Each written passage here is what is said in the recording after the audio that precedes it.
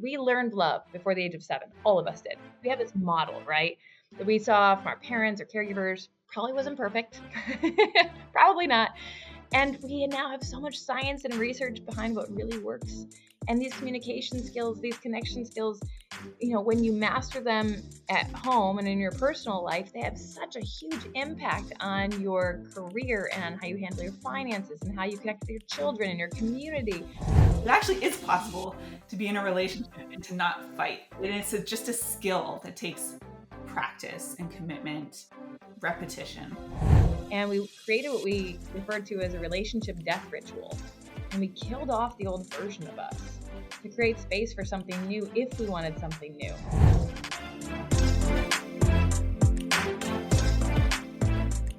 Today I have a beautiful conversation for you with Eri Kardos. She's an internationally acclaimed best-selling author, a TEDx speaker, and an accomplished love and relationship coach. She has empowered thousands of clients across 6 continents and is a highly requested speaker at Fortune 500 companies, including Amazon and Microsoft. Eri is a mama of 2 and the founder and lead coach of Relearn Love. In this conversation, we talk about why most of us need to relearn love, how we can navigate conflict in our relationship and actually grow stronger from it, the power of relationship agreements, and how to prioritize your relationship when you have kids. Eri also tells the beautiful story of the many weddings her and her husband have had and why they continue to remarry each other every year. I really enjoyed this conversation myself, and I hope you do too. Hi, Eri. Hello! So excited to be here, Cassidy. Thanks for joining me from all the way across the world. Yeah, Bali, Indonesia. It's a beautiful day here. A little bit of a thunderstorm coming in, but the thunderstorms here are really nice. Nice. Yeah, nice, refreshing thunderstorm. Imagine. I love Bali. Yeah, been a couple of times and look forward to returning again. So good. It's so good. Yeah. How long have you been there? So our family was a full-time traveling family with 2 kids under 2 and a YouTube channel. And we were in a new city or country every 4 to 7 days. And we were coming to Bali. And honestly, at that time, I couldn't even tell you where Bali was on a map. I was just like, yeah, we're going to the next place. And we were supposed to spend 3 weeks touring around this island and then continue on the rest of our around the world trip. But we fell in love. It was the first place in the world my husband and I had both fell in love with. Like normally we have very different tastes. And like even in the US, like my heart is in San Francisco and his heart is in Santa Fe, named after the same man, but very different environments. So we were amazed because we'd both been to over 50 countries by the time we got to Indonesia. And we were like, wow, this place is so different. And we decided to just close our YouTube channel and settle in and make this our home. And that was 7 years ago. So we've pretty much raised our babies here. Wow. Beautiful. Yeah. That's really fascinating, traveling with youngsters. I look forward to doing that. We have a baby on the way, 8 months pregnant right now. Yeah, thank you. And we've been travelers, we're always off to somewhere. And it's interesting. I'm sure you have heard this story too, but so many people have said to us throughout our travels, like, well, enjoy it while you can. Just wait, once you have kids, you won't be able to do this. And every time we heard that, we're like, not our story. We're really not your story. No, I'm like, no, we raised our kids on the road. And I think kids are so resilient, and whatever you make normal is normal. Like whatever you make the family culture, like it sounds terrible, but my kids grew up licking airplane seats. Like they grew up on the planes and they have the most incredible, robust immune system. They can walk into a place and feel comfortable, like navigating social systems and different cultures. And it's just amazing to see like what really impacts them. And when they talk about what they want to do with their lives, it's a global perspective. It's not like staying home. And home is important, but home is so much bigger for our family. I love that. And, traveling with kids, the only thing there are phases that are definitely more challenging, but you're not alone. There's whole communities of people out there who do this and who have learned so many hacks for like making life easier. Like I remember when we figured out how to double layer diapers on an airplane. You put like one diaper on and another one. So when they pee in one, you just pull it down, pull the old one off, pull the new one up. It's Oh, like done. You're done smart. in 20 seconds. There's like all these little hacks of you can totally travel with children all the time. And I think it's harder between the ages of like 2 and 4, maybe. But other than that, like really, it's incredible. So Amazing. do it. Do it. Yeah, we're on our first like month-long stay with some other families in the Dominican, planned for uh the fall, when our baby will be like 4 or 5 months. And we're like, all right, let's Perfect. go. Yes, and when it's a new baby, it's like this, like it just wants to be on your body the whole time, anyways. So it's Yeah, so sweet. Oh, I'm so excited for you guys. Congratulations. thank you so much. Well, all right. Eri, you have a really interesting, like, unique intersection of skills that I noticed based on your Mm, background, having like worked in, I think, leadership development and then yeah, moved into relationship coaching. And so yeah. I'm really curious about that shift for you and what you learned about how our relationships impact our career and Oh yeah. business and all of that. Yeah, happy to share that. So I would just start with the idea that I have been a relationship geek my whole life. And I grew up with parents who modeled this, and they still teach marriage classes in their church. So I saw that so much in my house growing up.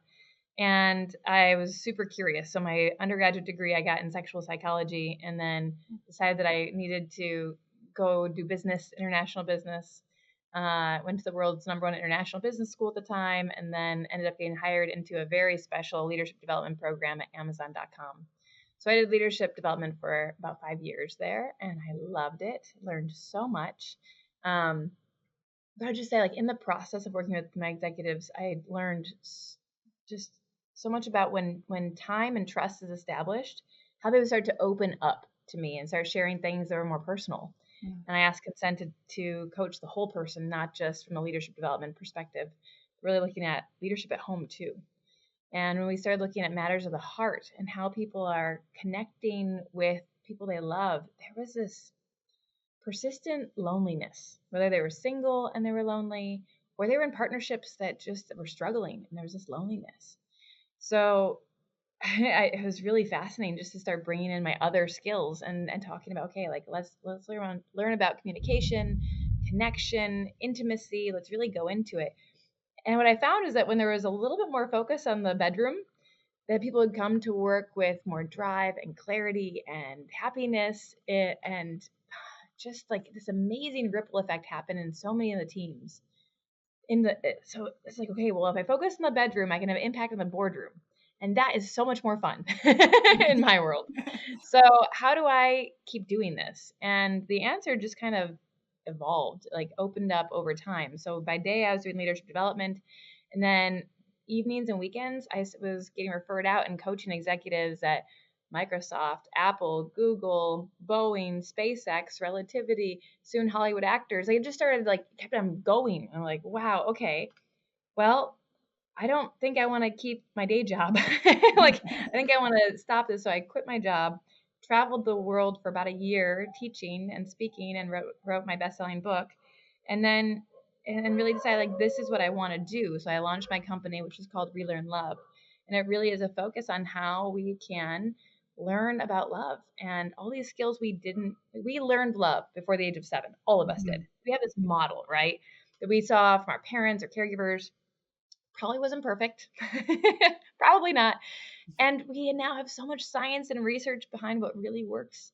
And these communication skills, these connection skills, when you master them at home and in your personal life, they have such a huge impact on your career and on how you handle your finances and how you connect with your children and your community.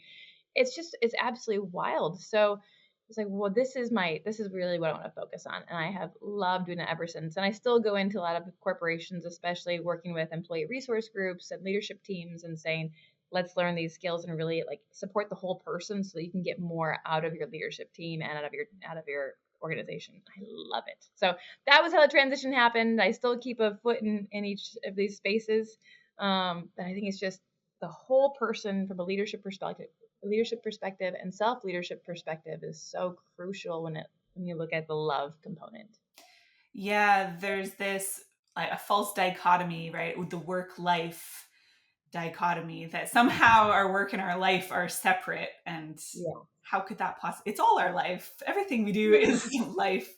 And of course, our Yeah. relationships would impact how we're showing up in our Yeah. in And I always, it's like we can put on a facade or we can have a different personality when we go to work. And, I think many of us are very good at compartmentalizing and doing that. But at the same time, you're still the same person. And if you struggle with how to have a boundary at home, you're probably going to struggle with how to have a boundary with your team. And so there's just so much there for people. I think if they can start to let that idea go, there has to be the work-life separation to the extent that the people have taken it. It's going to be so much more helpful to say, okay, like when I learn the skills here, they're going to greatly impact the skills here. And that's really amazing. how we do anything is how we do everything, right? Yes. Yeah. That. So, why do most of us, if not all of us, need to relearn love? What does that mean to you? Yeah. So, as you know, as I mentioned before, we all learned love before the age of 7. It was just modeled for us. And that could be with your parents, caregivers. It could be through your school, through your community, through the media that you were watching or exposed to. And we just develop all these ideas of, okay, this is what love and relationships is supposed to be. If you're looking at Disney movies, all you have to do is find your prince or princess charming and ride off into the sunset. And yet, most of us didn't learn the key skills that are really, really critical for having healthy, happy, long term relationships. And we still have these really outdated ideas, I find mainstream. Like one of them is that you should just naturally be good at love and relationships. And yet, I've, asked this question to thousands of people at this point, and I just say, how many happy, healthy, long term couples do you know? I mean, personally, know. And you can define those however you want. What is happy? What is healthy? What is long term? And over 90% of every single class I have ever taught, the answer has been somewhere between 0 and 3. 0 and 3 couples total that people know. Wow. So who's modeling this? Who's doing this even though we're supposed to, right? And then on top of it, there's this shaming that we put on, the social shaming around learning the skill set. Mm-hmm. So, it's like if I say, Cassidy, I'm going to start a business, I'm going to hire a business coach. You say, Eri, of course you are. You're going to learn strategy quickly. You're going to know how to get people to resonate with your work quickly. You're going to learn from other people's mistakes and make more money faster. Great idea. If I say, Cassidy, I'm going to learn how to play tennis, I hired a tennis coach. Be like, yeah, Eri, of course you did. You're going to learn the proper form. You won't have to go back years later and fix that old injury that's been giving you pain for so long. You're going to play at a faster level. You have more fun and play with people who are at a higher level. Of course you are. If I say, Cassidy, I hired a relationship coach or a therapist. Like most people's response is something like, oh, I'm so sorry. Things must be really screwed up. And I'm like, what? But who took a class when they were in grade school around emotions or communication or how to handle conflict? We just didn't learn these things. Yeah. And what we saw modeled probably was not great. I mean, just think about how your parents handled conflict. I'm guessing it wasn't perfect. And yeah, right? And it's like, okay, well, where did we learn it? We didn't learn it. I mean, we learned it, but we learned it in such an inefficient way. And I think a lot of people still carry this idea. It's just so outdated that love is a fluffy subject. Mm-hmm. It's just not. We have so much research now. We know what works. We know step by step what works. And I love how the Gottman Institute can tell with over 92% accuracy if a couple will last long term just by listening to them speak to each other for a few minutes. It's like, we have that much precision. So why are we still pretending like we should just naturally be good at it, or we shame people if they're trying to learn about it, or we pretend like, oh, there's just too many resources out there, we don't know. I'm like, no, you go for the ones that are science-based, you go for the people who are having transformational experiences, and you go for the who are really seeing the evidence, and we go for people who are a fit for you, right? If people resonate with you and the work you do, Cassidy, it's like, call her now. Call her and say, I didn't learn this in the best way. Cassidy, please show me. Right? And so it's like, this is the time to learn these skills and let them have a ripple effect into your communities, into your friends, with your kids. Like, go beyond. it's true. There's this shame around like an assumption that if you're seeking coaching or therapy in your relationship, it's because there must be something wrong and it's only as a last resort or something. But why not? If, our relationships are so fundamental to our well-being, our happiness, our thriving, why wouldn't we be proactive about setting ourselves up to thrive? And Yeah. then that can fuel everything else in our lives. Everything. Yeah. Yes. And all we have to do is choose to relearn it. Like just admit, okay, what I know hasn't been serving me for decades. I don't have the love and the relationship that I desire, whether I'm single or the partnership is still not what I want. So let's get curious. Let's have some fun. Let's go learn the skills I didn't learn and see what happens. Yeah, totally. Or even the relationship's great, and how much more amazing can it be? Oh, yes. Oh, yes, yes, yes. Sorry to all those amazing couples out there who are already doing this work. And yes, you can go deeper, keep going. It is incredible. Now, I have one set of clients I've worked with now for over a decade. Wow. And I know. I'm so blessed to work with them. And when they came to me, they were on the brink of divorce. And now they're relationship coaches. And their relationship just keeps going deeper and deeper and deeper. And they get to share it with the world. So it's like wherever you are in your journey, there's still more. And how cool is that? Yeah, amazing. Something that I think both of us talk a lot about is how conflict can be an opportunity for deeper connection. I think there's this common myth that in a relationship, like if there's fighting, if there's conflict, that must mean there's something wrong with the relationship. But, we can actually use that conflict as an opportunity to grow closer, to strengthen our connection. So I'd love to talk about that. I'm curious what you would say is kind of the first step to making that shift from maybe avoiding conflict or thinking there's something wrong with it to actually leaning into growing from it. Yeah, I love that question. So this is exactly what you already know this, but this is exactly what my TEDx talk is about, and how do we turn conflict into connection. So if you want to spend 18 more minutes of your life learning some cool tools, watch the whole thing.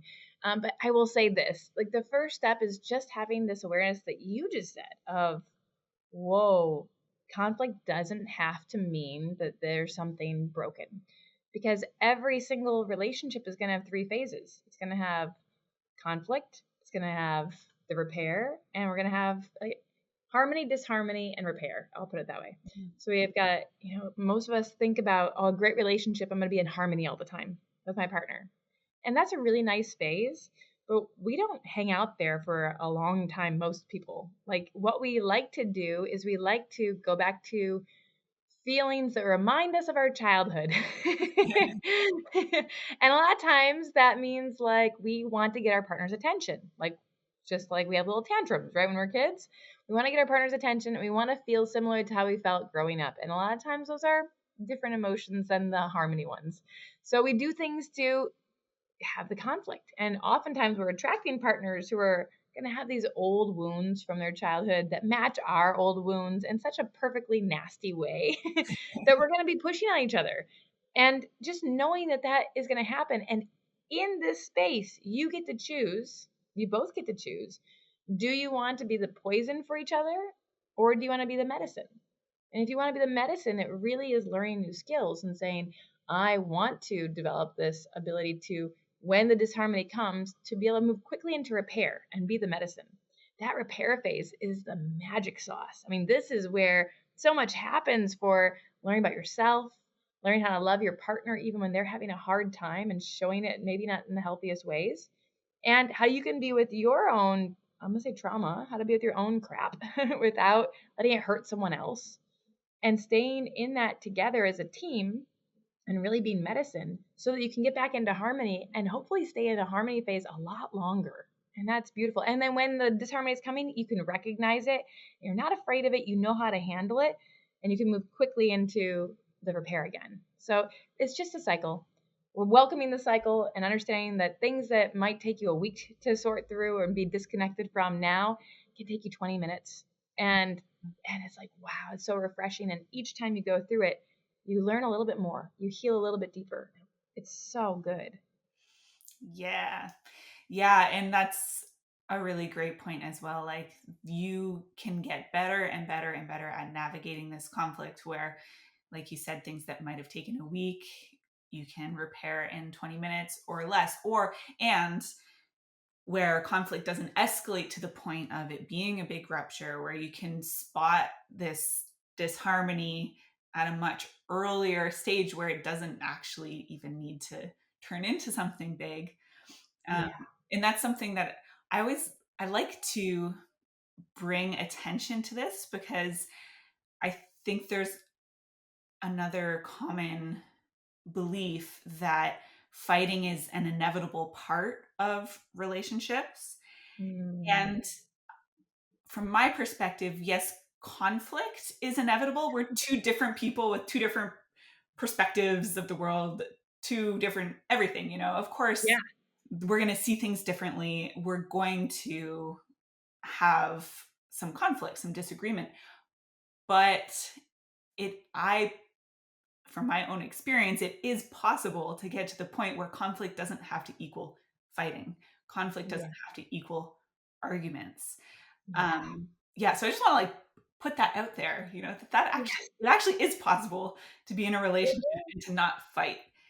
Yes. And it's just a skill that takes practice and commitment, repetition. Yes. Yeah. And just having that self-compassion of understanding, like, it's not your fault. You didn't learn this. You didn't learn it as a kid. You didn't learn it in school. Like, you didn't have it modeled well for you.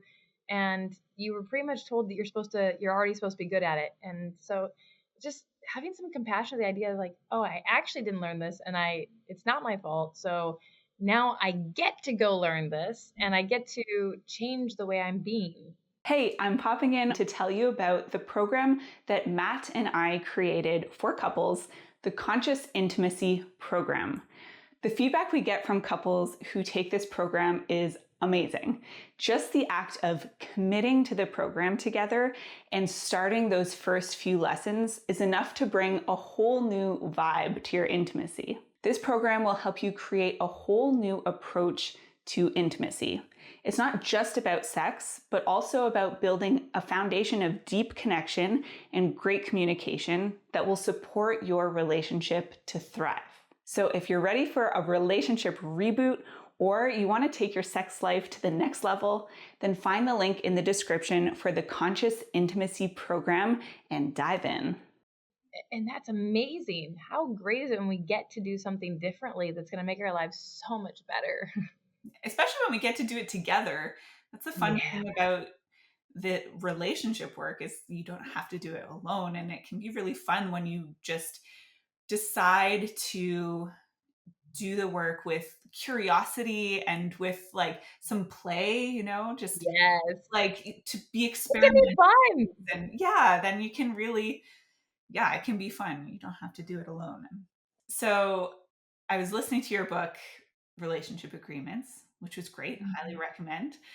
Thank you.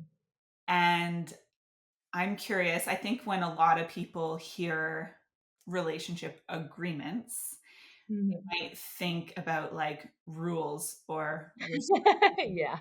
and so I'm curious to hear from you a little bit about like, what are relationship agreements? Mhm. How are they different from rules, and like how do they support us to thrive in our relationship? Yeah. Yeah. So I'll start off by saying my dad's a lawyer and hospital administrator, and also I also did a lot of time, like a lot of work with human resources. So I am really like good with documents and contracts, and and at the same time, I don't want any. I really don't want something that's gonna take away my freedom. I'm a rebel, always have been. And so it's like, how can we take a new approach to the things we're thinking and holding on to in our heads around relationships? Because the truth is, all of us already have relationship agreements, but usually they're more like assumptions and expectations. And Mm-hmm. those two things are they're like burying landmines in your relationship and then just being like, oh, I'm so surprised and shocked when they go off. And it hurts, it sucks. So for me, the idea really was that, when I started exploring this idea of like, well, what if we actually got clear on what we desired? What if we really got clear on what our assumptions and expectations are and actually like say, okay, well, not just expecting to do this, but this is what we agree to do. What would that do to our relationship? Because the time, my contributing author's name is Adam, and he and I did a lot of exploration together around this because we wanted to create something with the idea that our relationship was a blank canvas and we could create anything we wanted to out of it at that time. And if so, then what are we creating? And be really intentional about it. And this is where this thing started coming out of. And I tried to find out, did anybody else do anything like this? And I found like one legal looking document out there of like, this is our agreement. And I like that doesn't feel good to my system at all. So I said, well, what if we create a living document? And a living document, it just means that this is a reflection of who we are right now in this moment. And it's going to continue to evolve and change as we evolve and change. Because I'm not the same person now as I was 6 months ago, let alone 6 years ago. Right? So how do we let this thing become its own beautiful reflection of us?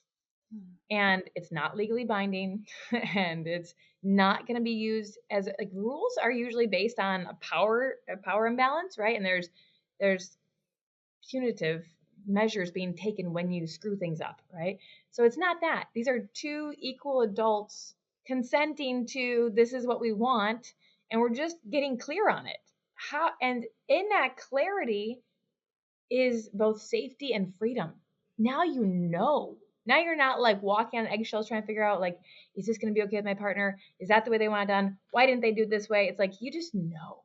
Yeah, and it's so amazing. So, and it can be your relationship agreement can include anything. It could be how we handle finances, how we communicate with each other, how often we go on dates, how we co-parent if we've got kids, how we do self-care, how we encourage each other with each other's health, how roles around the house, who takes out the trash. Instead of getting frustrated around it, like let's just agree on what our thing is. And as we're going through this, it creates so many beautiful openings for deeper conversation. And I just love this question. What does it mean to you? I ask this all the time to my husband, and he asks all the time, what does it mean to you?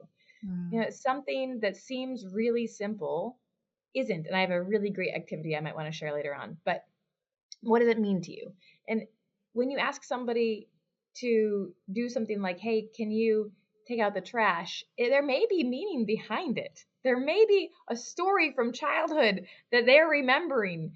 And we're just assuming that it's the same thing, the same experience we had because we humans love to assume that everyone else has lived a very similar life and totally gets the world through the same lens. We just don't. So using this as a way to build connection and drop in deeper and just say, okay, this is our agreement. This is what we're going to keep doing until we decide to talk about it again and change it. And then it's the new thing. And that is like, wow, I'm not stuck in this. I can breathe and relax and know like exactly what I'm here to do and how I can feel loved and how they can feel loved. Man, it's just so incredible. And I wish this for everyone to have that clarity so they can just breathe more easy and drop deeper into connection with each other.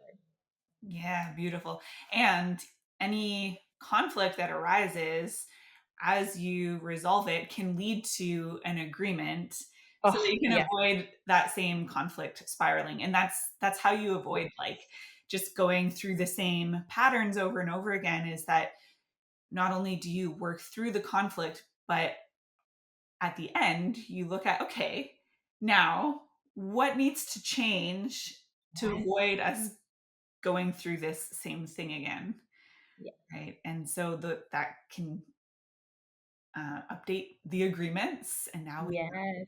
how to approach it better next time. Yeah. Yeah. Exactly. I mean, that's why all of chapter 5 is dedicated just to how do we navigate conflict? Because conflict is, again, so core to the skills of being in a relationship. How you navigate conflict says so much. It influences how you love so much. And then taking those gold nuggets and putting them into a relationship agreement so that we can stay out of those conflicts, or they're less painful or less explosive. Like every single little step we're taking with consciousness is really going to be a huge impact on our lives and our nervous system and on the ecosystem of our house. It's amazing. Yeah. And so what would you say are like the most important first steps for dealing with conflict? If there's someone listening, they're like, okay, sounds great. I want to navigate conflict better and then turn that into gold and make a new agreement. What's Yeah. that like most important first step?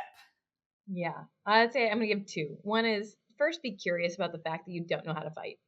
You just don't. And that's okay. So like being curious is super important. Most people like have this understanding somewhere in their brain that they don't actually know how to fight, or that it wouldn't be so hard. But a lot of people have a hard time really just being like, oh, I don't know how to do this. Okay, I'm gonna get curious. And if you're listening to this podcast, I'm guessing you're already in the curiosity phase, right? So that's awesome. And then next is, I would just say, I mean, there's so many wonderful tools that I use with people, but one of the first steps is really giving yourself permission to pause. Like, you're going to go out and learn tools and all that, but one of the most important things in almost every single tool out there is create enough space to pause, because when we are triggered, we are just not in our healthy self. We are reverting back to our inner 2-year-old, and our inner 2-year-old is driving the bus, and they have big, strong reactions.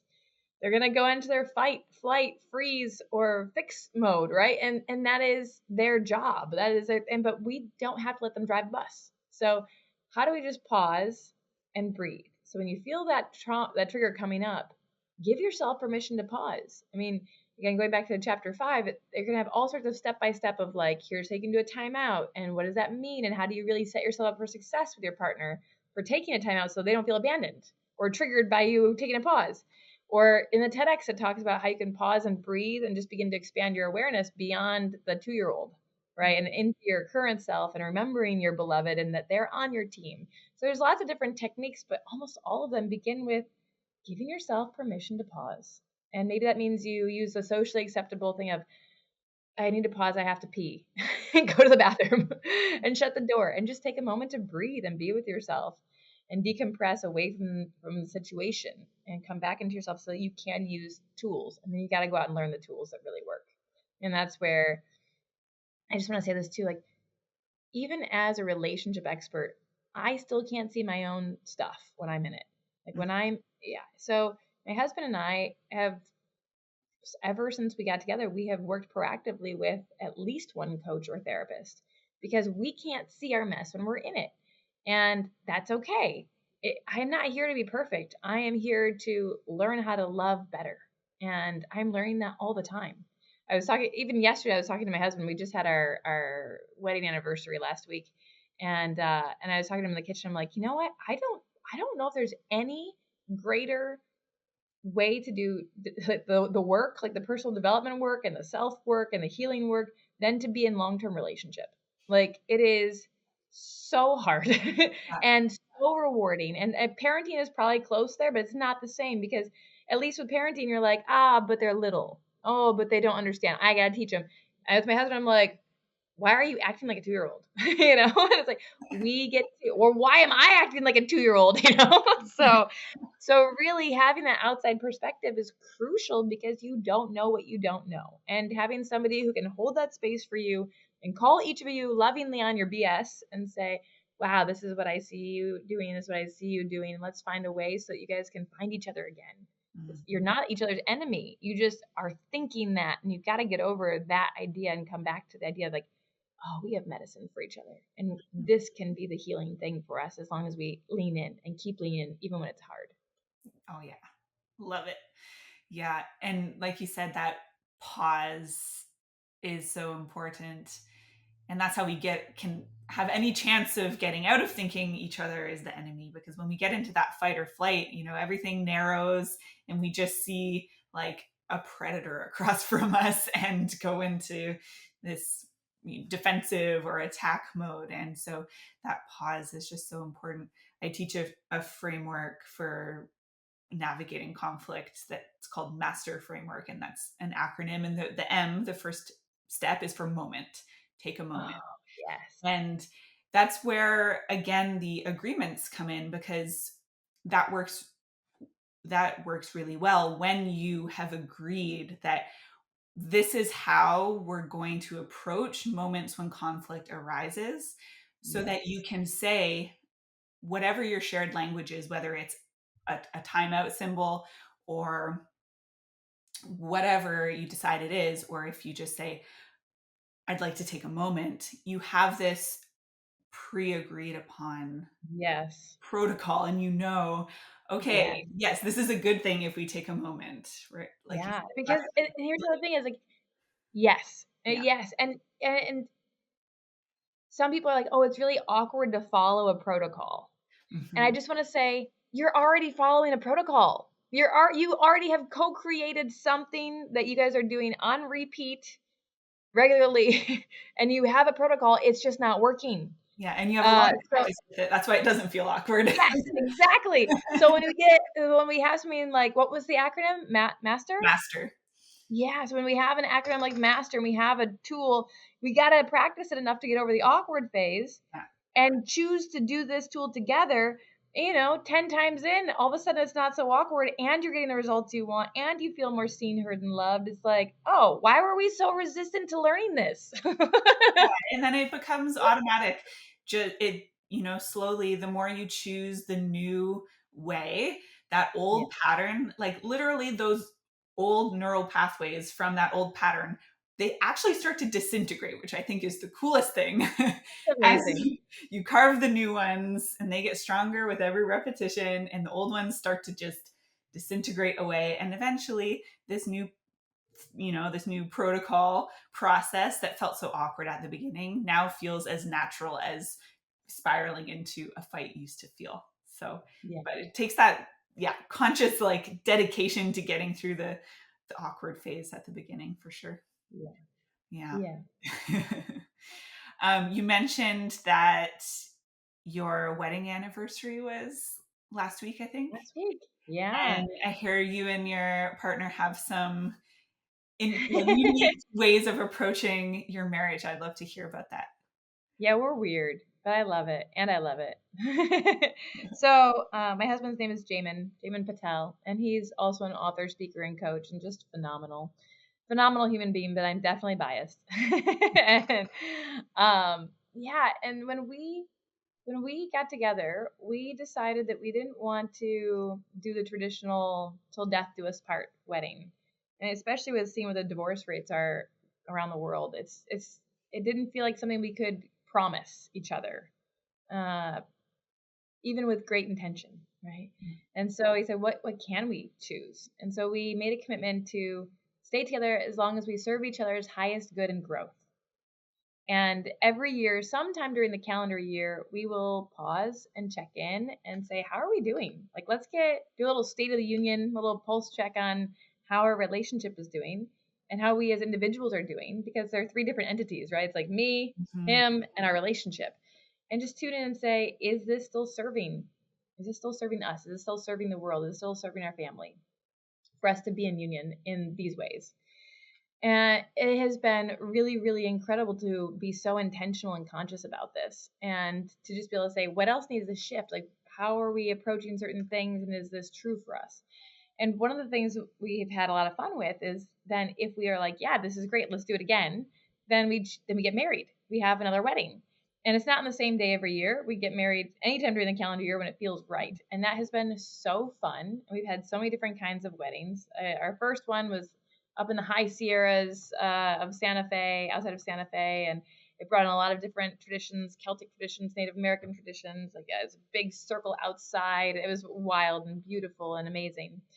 And then our second wedding was a Hindu ceremony. No, our third one was a Hindu ceremony. Our second one was getting married legally while we were on a ferry boat outside of Seattle wearing fake animal fur, and it was super fun. And then we had a Hindu ceremony. My husband's Hindu. And then they just keep on evolving. Our fifth wedding was probably the most extravagant and super fun.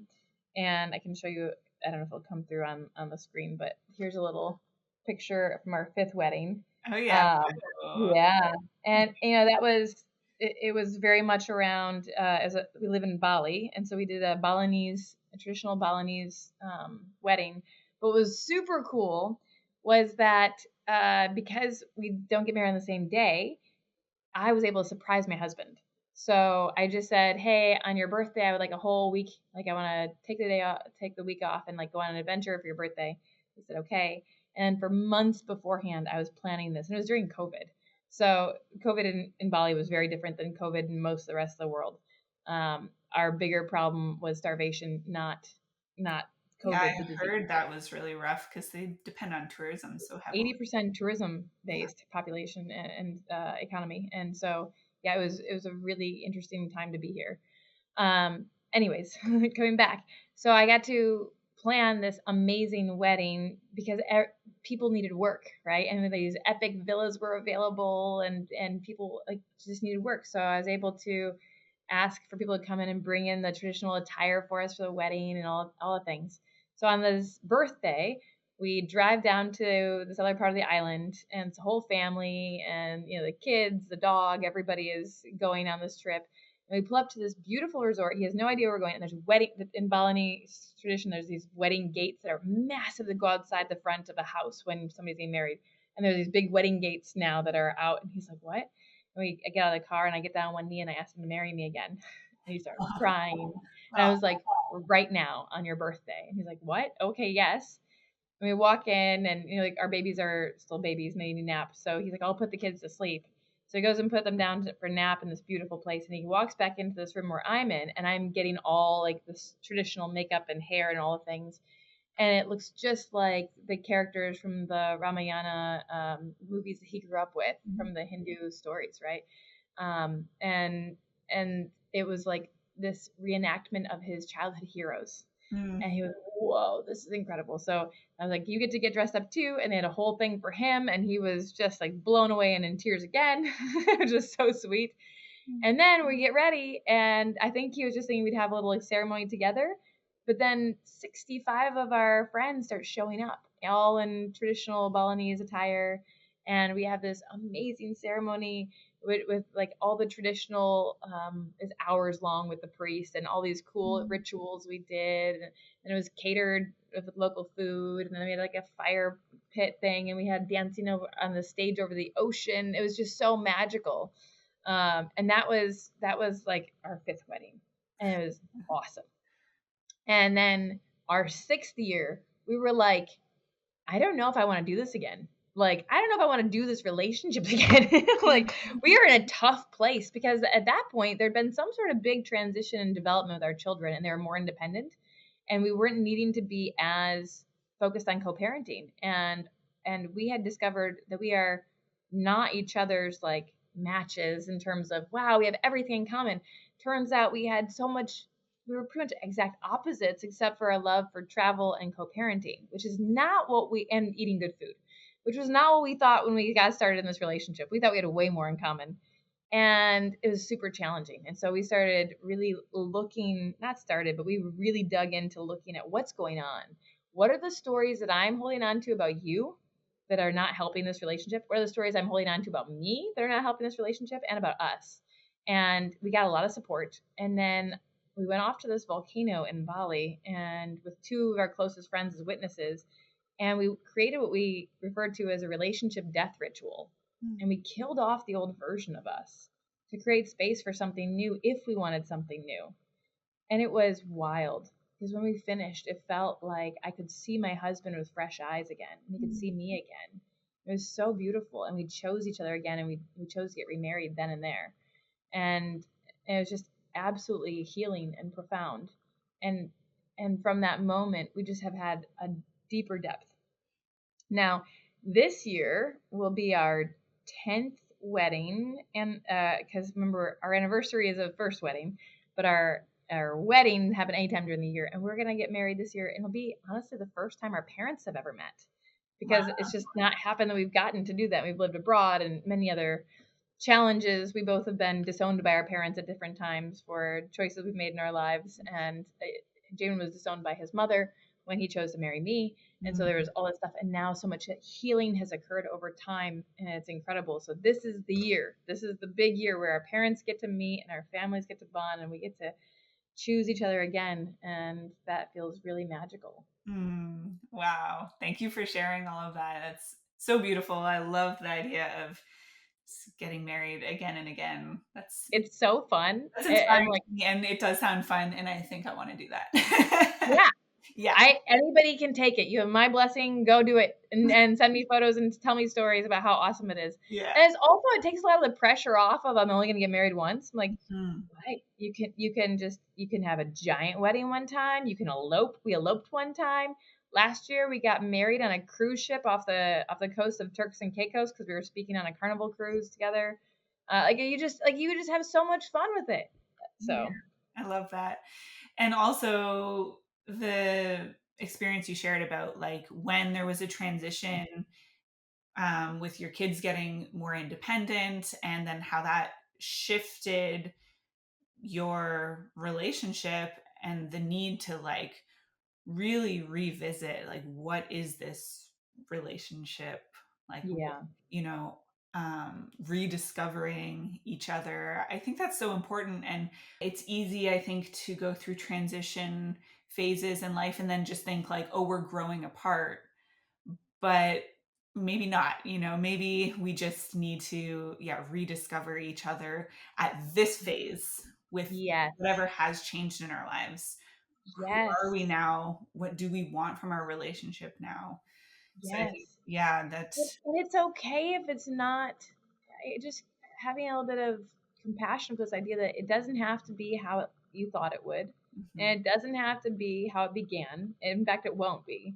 Like that new relationship energy is going to wear off, and the mature relationship energy is going to kick on, and who you are will evolve, and then you get to reassess like, what do we want to do with this, and who are we now, and like, who are you, and like you get to choose to say, let's date each other again.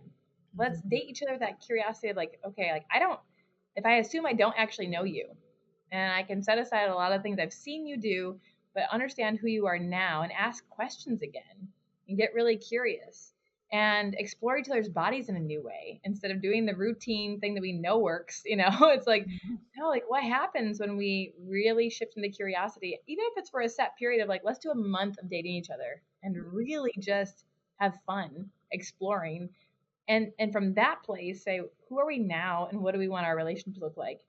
And sometimes, there have been periods where my husband and I have not been super like sexual or physically intimate. Mhm. And that doesn't mean we're a failure. There's so many different ways people judge the health of a relationship. How many times per week are you having sex? How Yeah. long have you been together? It's like you get to be you get to move and dance through lots of different phases. And as long as you both are leaning in and saying, okay, like, we recognize where we're at, and this maybe isn't where we want to be, but this is where we are right now. What do we want to do with this? Where do we, and what's our vision for where we want to go together? You can navigate that, but you have to choose to navigate that together. Yeah. Yeah. And I love the concept. You mentioned it briefly, but you talk about it more in your book about that our relationship is like a third entity, right? There's me, there's you, and there's our relationship. And I think all of this just highlights the importance of acknowledging that third entity of the relationship and being able to think about, what do I want, what's best for each of us, but also what's best for this relationship, and how do we continue to give, like, to nurture the relationship and give the relationship what it needs so that it can thrive. mm. I'm just thinking about all the possible weddings I can have now. I know, you start to get creative. I'm like, I want a Vegas wedding. I want a hot air balloon wedding. Yeah. There was a second where we were close to eloping on the top of a mountain, just like getting a helicopter and going to a Yeah. mountaintop, because our first wedding was planned for 2020, the summer of 2020. Oh yeah. And so we were thinking about what do we do. We decided let's postpone to 2021, and then 2021 came. And we're like, well, okay, it's not quite the vibe we want at the moment. And that's when we started looking into helicopters and eloping on the top of a mountain. But then we realized we really wanted all of our most loved Yeah. people to be there. But hey, now we can go. You can still have a top of the mountain. Yeah. Why not? You'll probably just have a baby with you this next time around. Yeah. Awesome. Speaking of babies, you mentioned your kids and, the changes in your relationship as kids go through different phases. I'd love to hear a little bit about how you prioritize your relationship when you also have kids in the picture and family responsibilities. This is something personally I've gotten comments not had kids yet. I get comments sometimes like, well, easy for you to say, just wait till you have kids. Yeah. Like, fair. I don't understand the experience yet of having kids. And I'm going to do my best to, navigate that and continue to prioritize my relationship. Yes. So how have you found you have Yeah. And for anybody who either is thinking about having kids or has children, I highly recommend you read the book Baby Bomb. Baby Bomb by, right. I believe it's by Terry Real. And it is the most amazing book. It's not about how to parent. It's about how to prepare your relationship as you move into parenting. And I think it's just so crucial because many people focus on how do I parent? How do I change the diaper? How do I feed them? How do I, it's like, you're going to figure all that out. You have to. You have no choice. If you don't figure that out, they don't survive, right? So you will figure it out. And you have a lot of innate wisdom in that. So you can relax a little bit more into that part. However, your relationship really is going to take a lot of intention.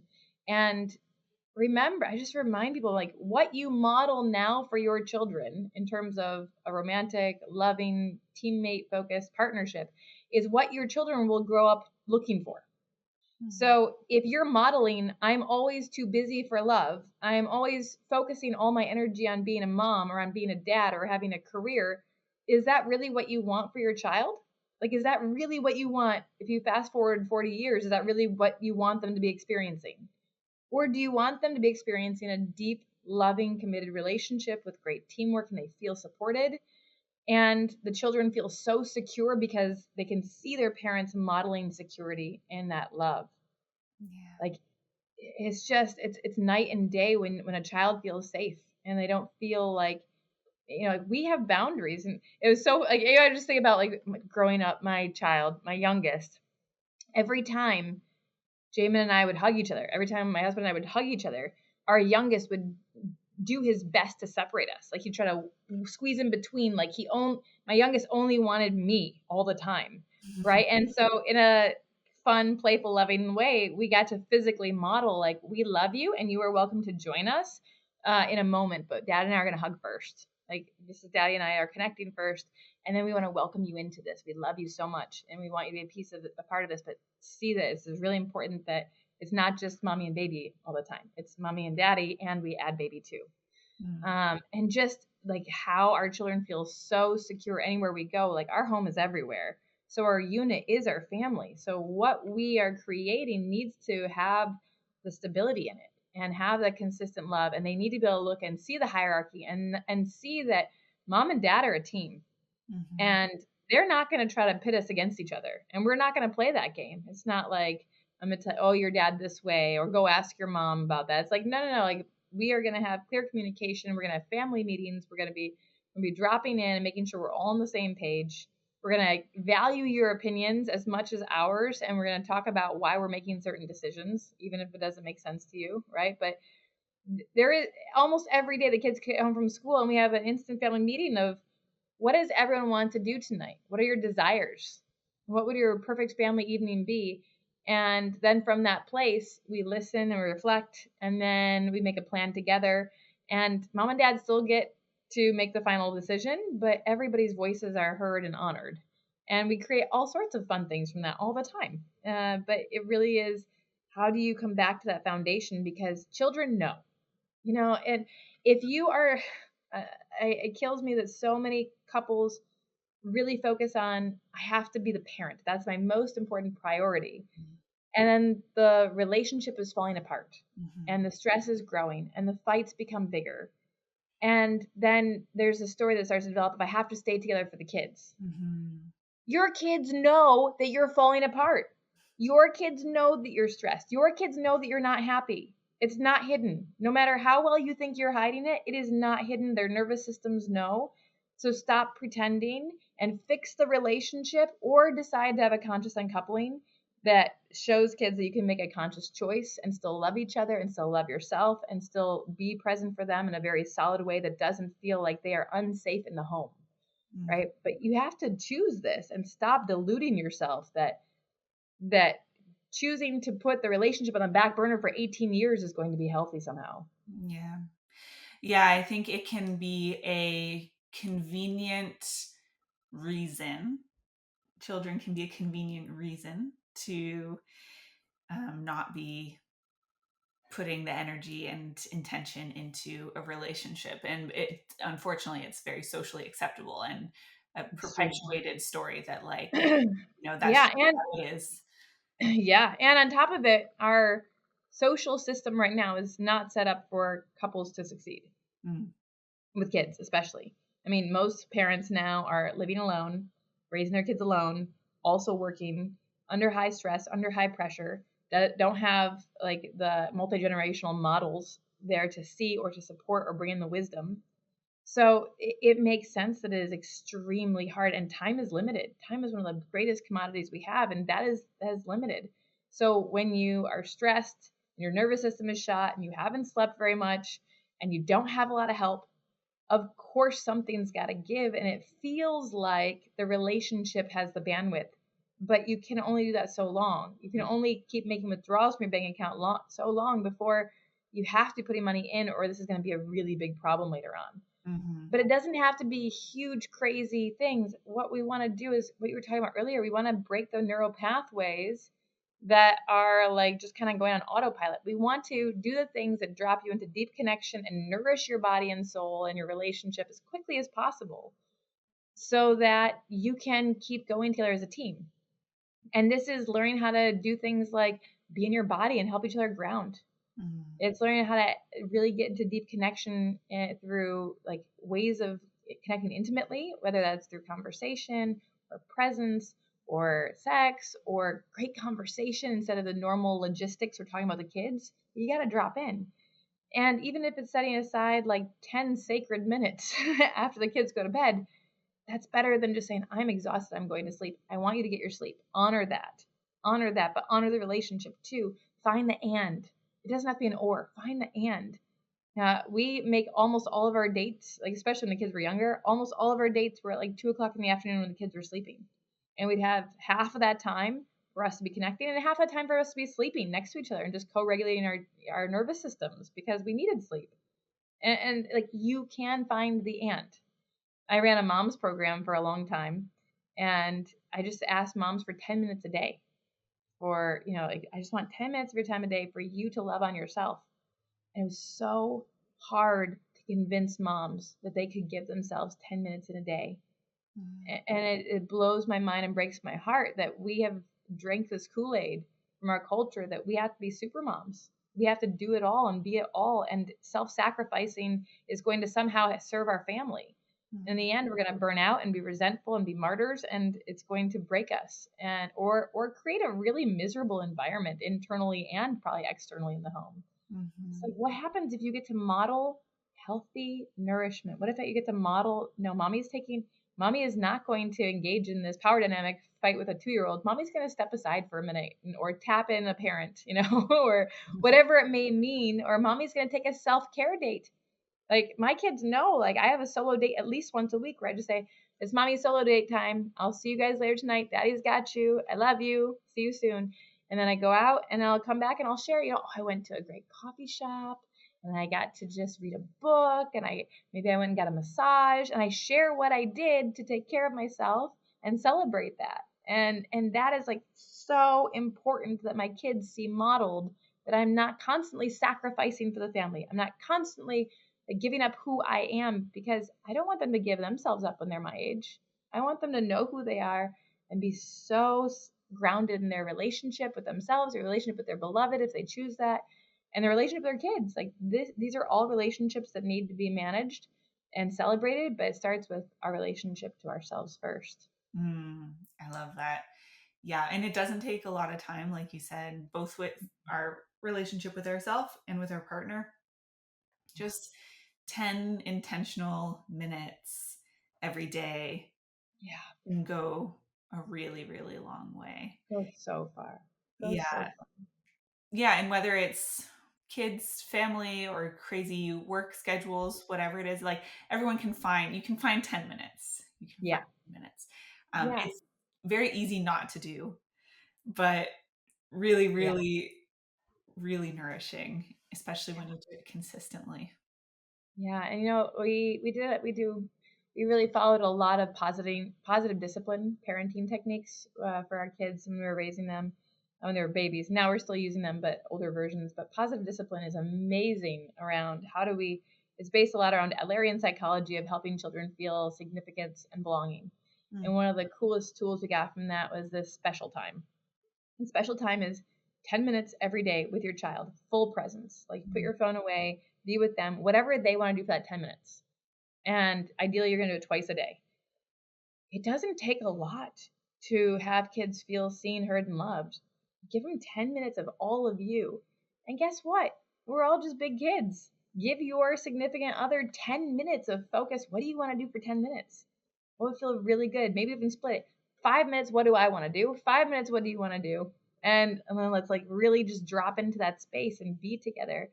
And that can make a world of difference. So just giving yourself that permission. Yes, if you're already doing the math, that's 10 minutes for me, 10 minutes for my husband, 10 minutes for each of my children. So it's 40 minutes of my day. And I know that. But I can go to my husband and say, how do we do this? What is going to be the perfect flow so that you know you've got one kid here and then we're going to switch? Or so that you know I'm going to be stepping away during this time and you don't feel abandoned. Like, or how can I support you in getting your time away? Like, it's really important. Like that accountability and support so that they don't start self-sacrificing either. And it's like, no, I got you. Go. Yeah. Go. Yeah. Yeah. And I find that reverse engineering is so helpful in our relationship for like co-creating our like best flowing schedule that's going to support both of us.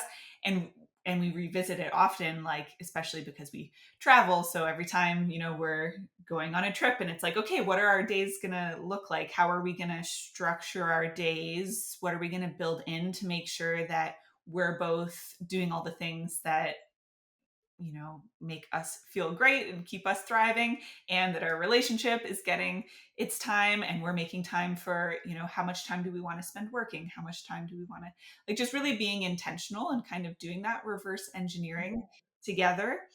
Yes. When things get busy, it can be easy to just get like swept up in it, but to just pause and go, what's really important to us? What Yes. time do we need to dedicate to each of these things? Mm. How can we make that happen? Yes. All of that. You can Yeah. find the and. It can be a total win-win situation. You just got to pause and get on the same team together. Yeah. I have one more question, because you've mentioned a few times you've mentioned like being in your body and regulating your nervous system. And I think you're also a somatic coach. Is that right? Yeah. Yeah.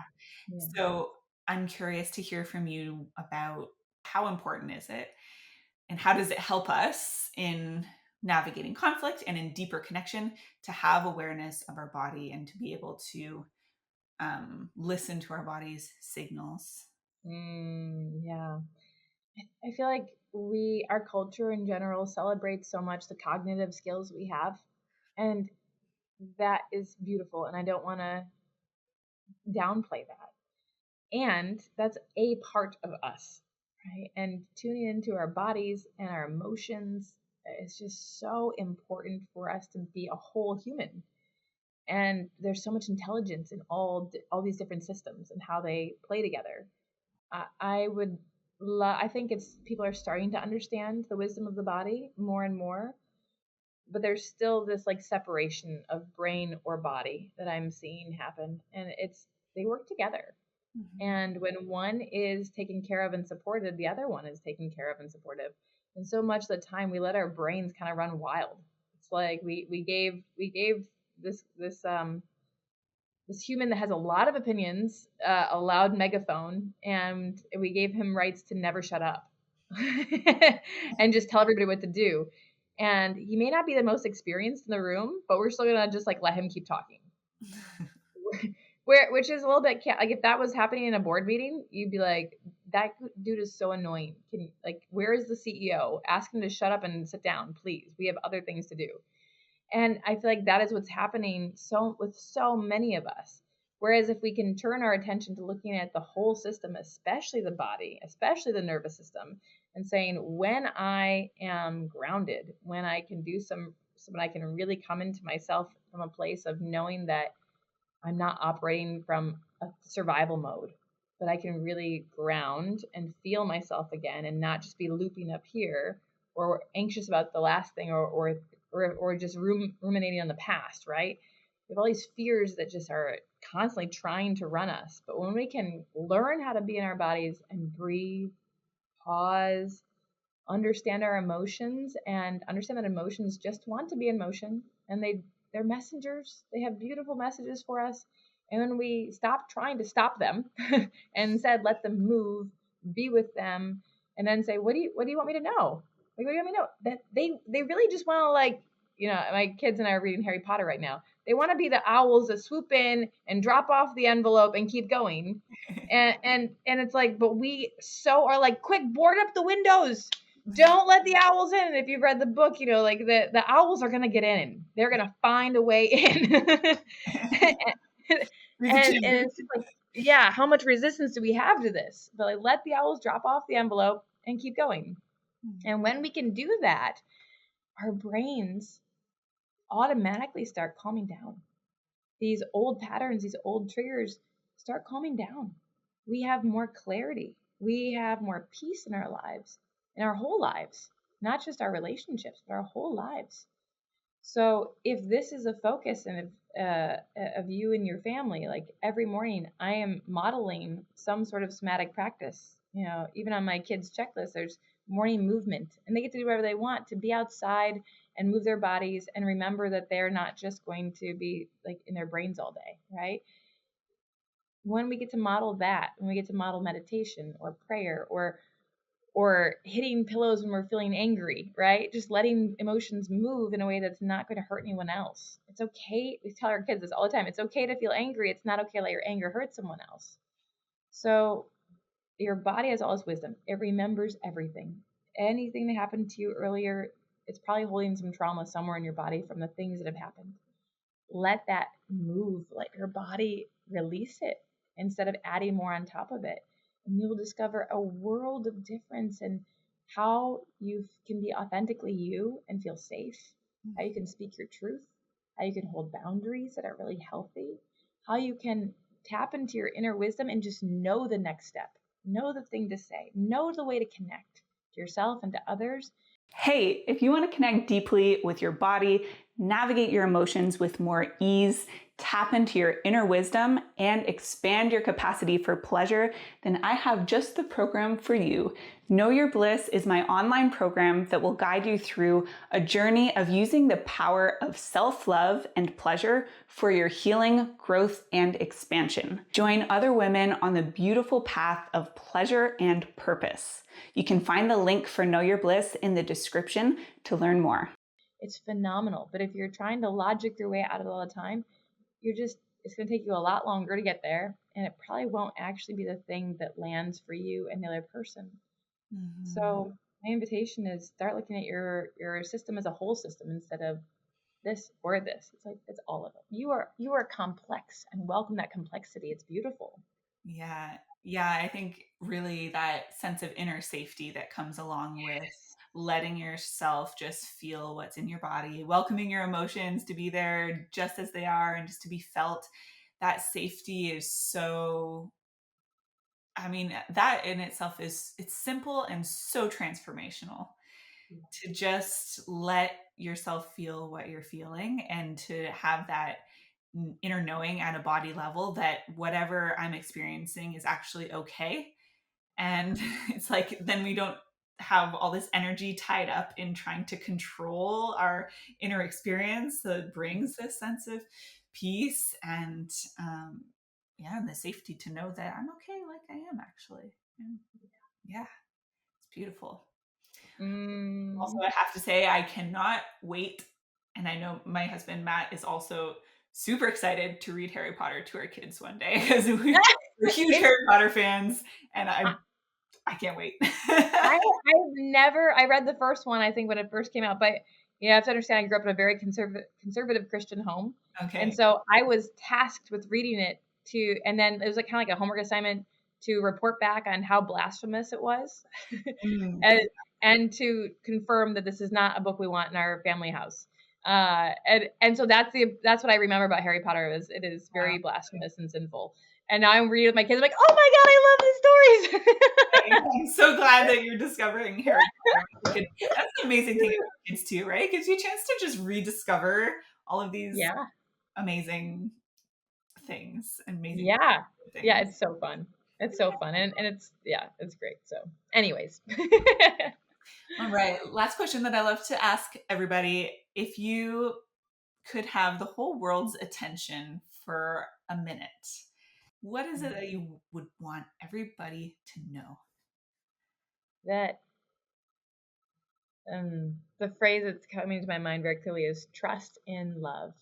And that has so much underneath it, right? It doesn't mean that it has to be that, oh, I'm just going to believe that the relationship I'm in right now is, I just need to trust it. And it's going to be fine, even if it feels unhealthy or broken or whatever.